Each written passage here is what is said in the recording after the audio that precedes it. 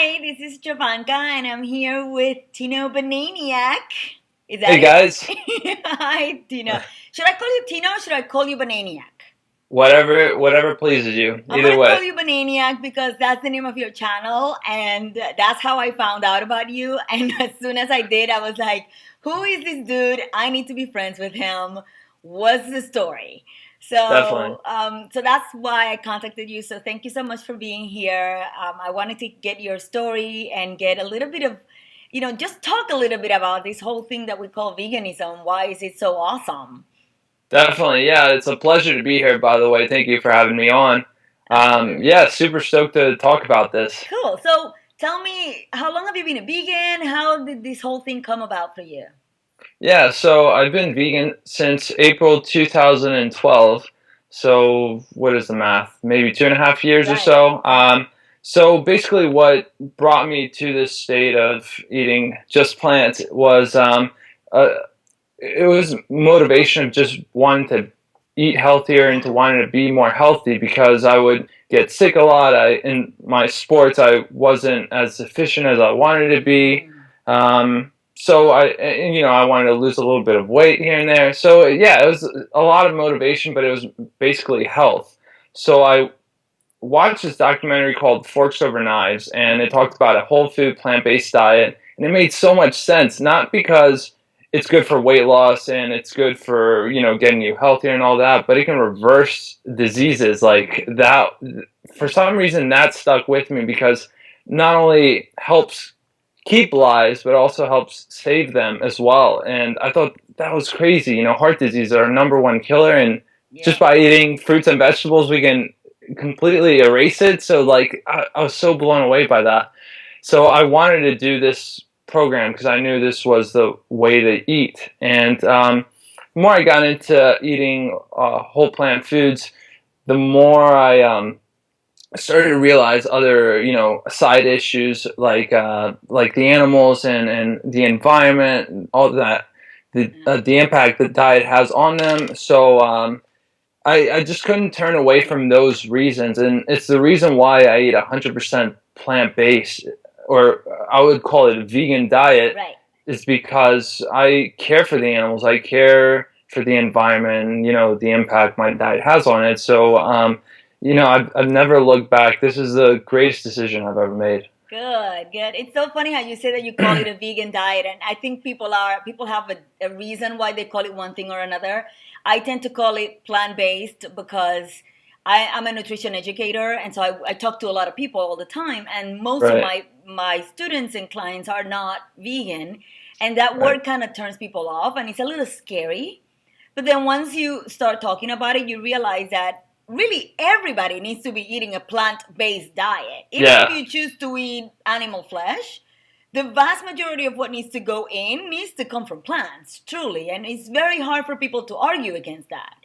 Right. Yeah, if we're speaking strictly on a health basis, like you have to at least make 90% of your diet Right, plant-based. There's no arguing about that. Fruits and vegetables are the healthiest thing to eat in the world, and meat will never top that, or right. dairy will never top that. So, That's yeah, I right. agree with you. Cool.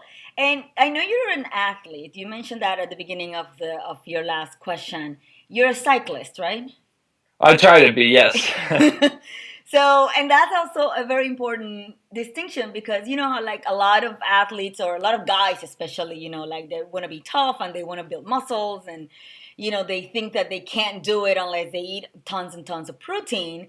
And you look great, you look healthy and strong, and I think I saw another video of yours a couple of weeks ago where you were running in the misery, humidity, or riding right in the misery of, I think it was the Caribbean somewhere. And as a Caribbean girl, I can tell you how miserable that is.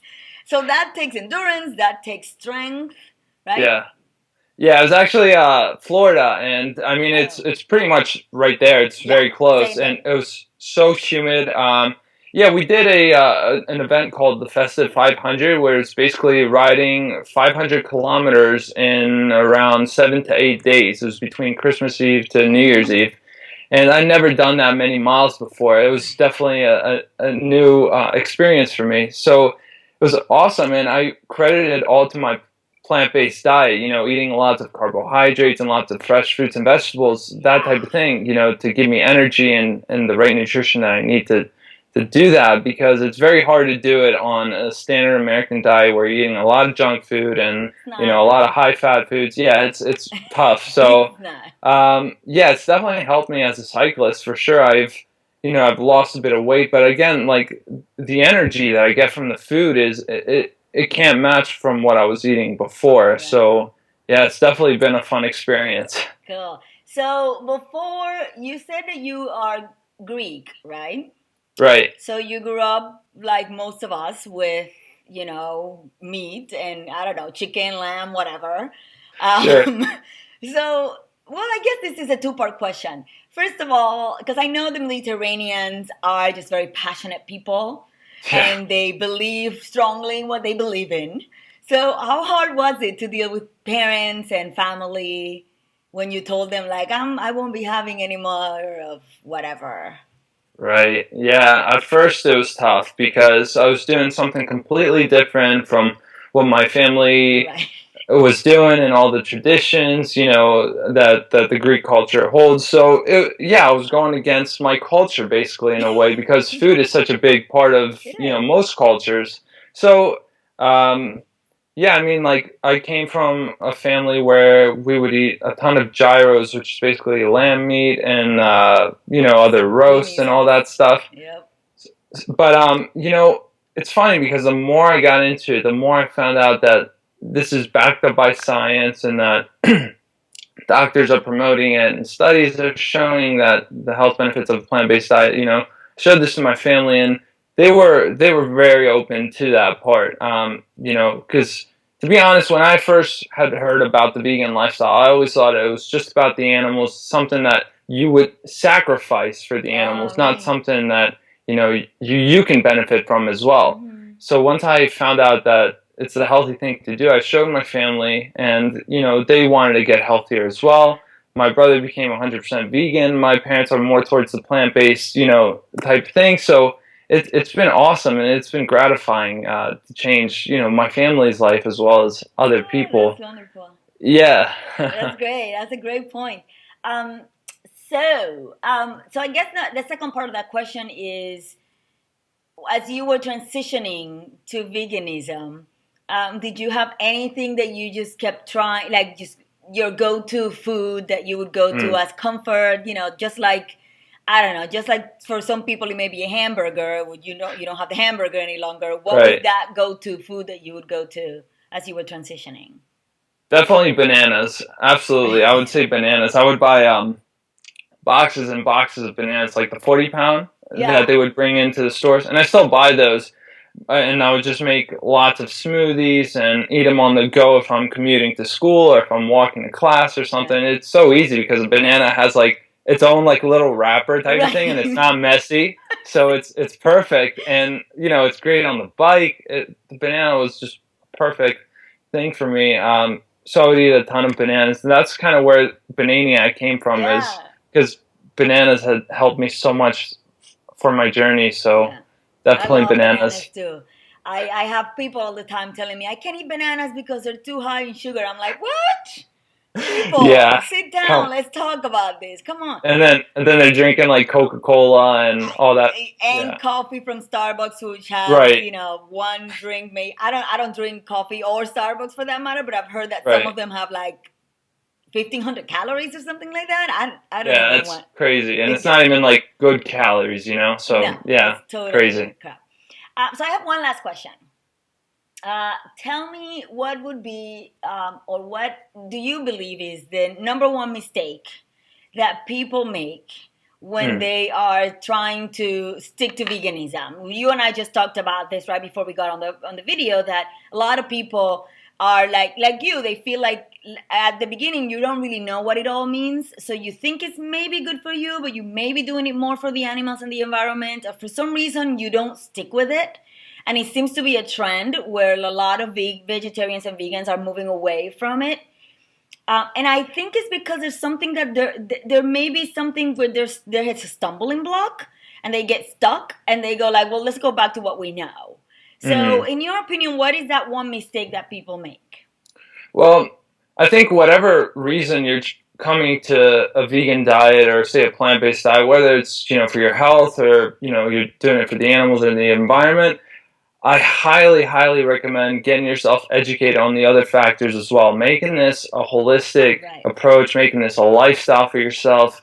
That way you are more likely to do this. I mean, this is such a good thing to do. Eating healthy, eating lots of fruits, vegetables, whole grains, legumes, and those types of foods, those are what are going to keep you healthy for the long term. You're going to be able to do the things you want to do and be around the people you love the most, and that will help you advocate for the animals. That will help you advocate for the environment. It's a holistic approach, and it just fits like a perfect puzzle. So just getting yourself educated is the number one thing. And if I see so many people making mistakes, such as eating say a high-fat diet because they're afraid of carbohydrates. Like you said, like people avoiding bananas because of the sugar thing.